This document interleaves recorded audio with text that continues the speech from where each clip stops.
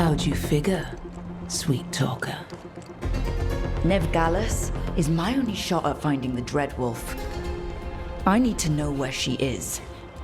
We were supposed to meet here, in your bar. But you let Venatori cultists drag her away. I didn't let them. They paid me. So answer my questions and walk away with the coin. Or spend it cleaning up the place when I'm through. Your choice.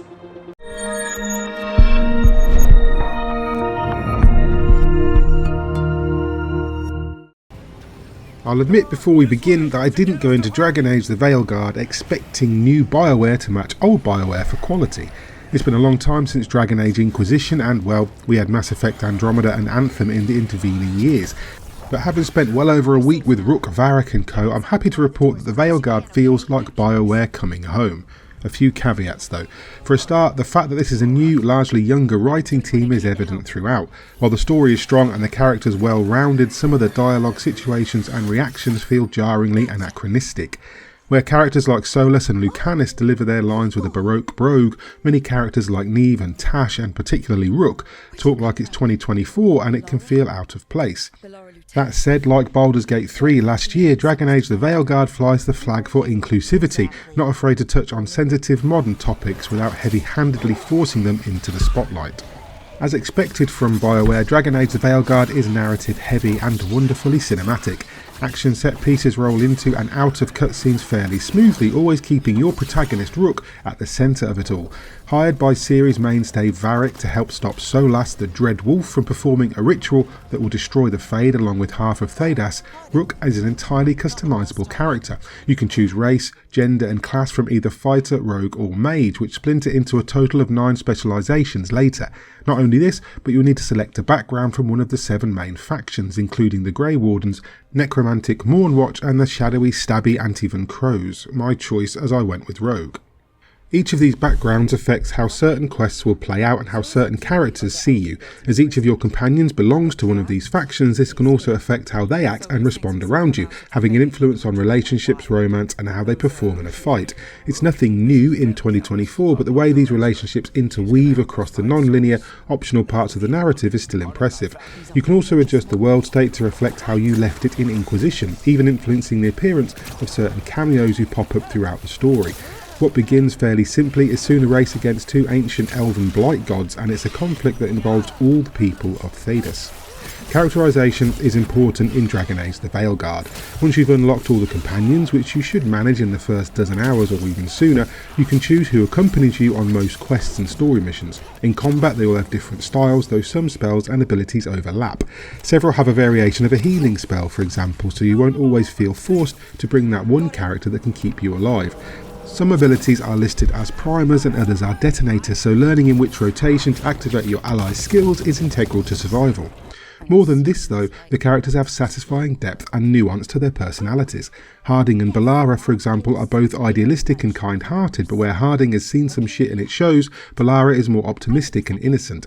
Likewise, Davrin and Tash, the tanks of the group, have drastically different backstories and issues to deal with. Then there's Emmerich and Neve, your primary magic users, one the charming old necromancer, the other a street-smart private investigator for the Shadow Dragon faction. And finally Lucanus, who might be my favourite, a demon-possessed badass who pounds coffee all day to stay awake and keep his passenger at bay. Interactions with the group either together or as individuals drive the story forward, flesh out their histories and allow you to give them gifts, back or oppose their ideologies and crucially make you care about each of them and their place in the world. There just aren't many games like this anymore that put as much of a focus on telling a coherent, layered story as delivering engaging action and exploration. You'll spend a fair amount of time in the Lighthouse, a ruined fortress hidden in the Fade, where you'll communicate with certain characters to move the story on, change your appearance, dig up secrets and use the Alluvian network to travel to different semi-open worlds via the Crossroads. Each area has its own share of quests and side concerns, but can all be fully explored to solve puzzles and uncover hidden loot. BioWare wastes little real estate, and usually if there's a place you can reach or ledge you can jump to or a side door you can open, there'll be something in it worth getting.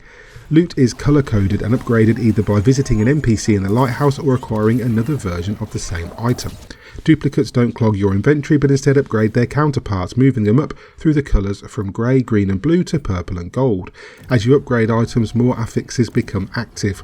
while unique red-coded items are usually incredibly powerful but often have negative effects that force you to consider their use. The Veilguard throws a lot of loot at you, not just for Rook but for your companions too. Armour, weapons, trinkets and keepsakes boost stats, increase your potion tally and how many revives you have before needing to reload a save, or simply increase and decrease elemental damage and resistance. Standard elemental damage rules apply for fire, chill, shock and poison, while you can also inflict status ailment primers such as weakened, sundered and overwhelmed, which can be detonated by the corresponding skills and abilities. You'll also acquire Solas Dagger, which can be equipped with 3 runes on a cooldown, further customising your build and affording temporary buffs to you and your party. The comprehensive skill trees let you spend points to improve Rook's abilities, while the companions have smaller but similar trees. Respecking them is free too, so you're able to experiment within your class. While the Veilguard is arguably at its best while you're moving through the world and interacting with the characters and factions, the combat is no slouch. The rogue is lightning fast with dual blades or can be specialised as a long-range combatant or a crowd control master. The fighter can focus on survivability or damage output holding threat to keep enemies focused, and the mage is able to mix and match status ailments for sustained lethality and area of effect damage. Each character also comes with their own traversal abilities, such as Nev being able to free switches or Davrin calling on his Griffin to nuke Blight boils and clear the way. Without them, Rook can perform the same actions with Solas Dagger, but using the characters helps deepen their bonds. Occasional issues with dialogue layering do shake the immersion though. Your party members will interact with each other and Rook, but if they're interrupted by combat or another conversation, they'll restart the whole exchange. In a busy area, this becomes infuriating quite quickly. There's so much going on all the time, and this goes for combat as well.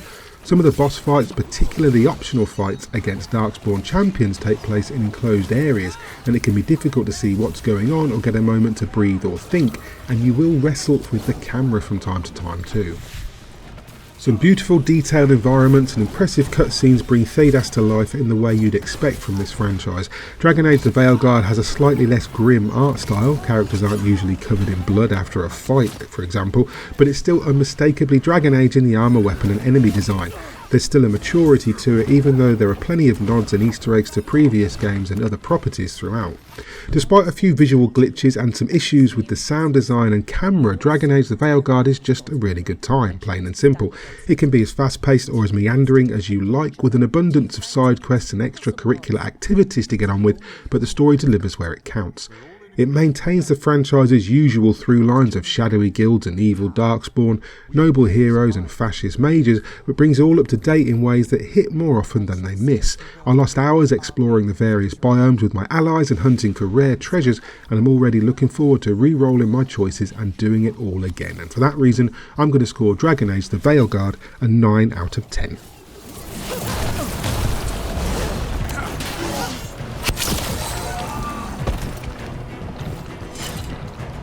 Hi there, hope you enjoyed that review of Dragon Age the Veilguard from BioWare and EA. If you did, please hit like and subscribe if you tag the bell icon too, so you're kept up to date with everything we post going forward. And if you want to support us via Patreon, you can do that at patreon.com/GodIsAGeek. In the meantime, I've been Nick Fraser and you guys have been lovely. Bye.